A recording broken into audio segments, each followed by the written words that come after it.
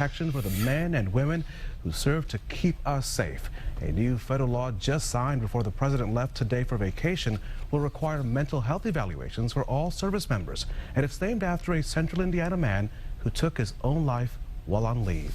Our TV sister Katie Hines brings us the message from one mother to all military families. Katie, good evening.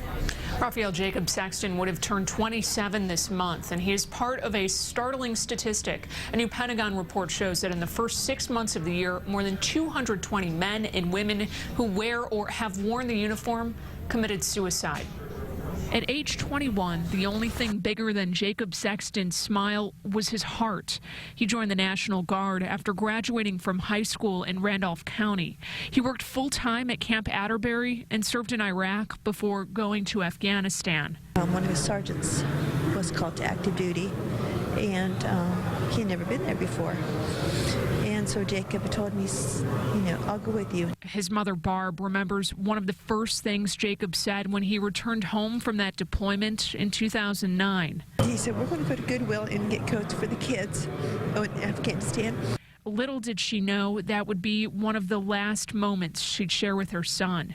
It was during that 15-day leave that the Indiana National Guardsman took his own life. He had been seeking some counseling for PTSD, but he had worked some long hours and didn't quite have the time, and in the situation didn't really want to seek that kind of treatment because he might have been looked down on. But the hope is that no one else has to face the same heartbreak and devastation.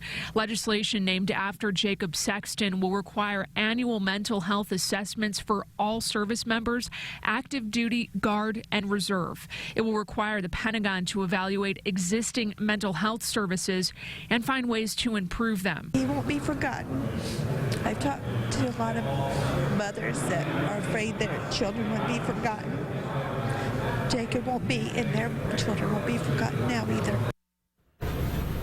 According to the Pentagon, our country has lost more servicemen and women to suicide than to combat in the last 2 years. President Obama signed the Jacob Sexton Act into law today. Katie Hines, RTV6.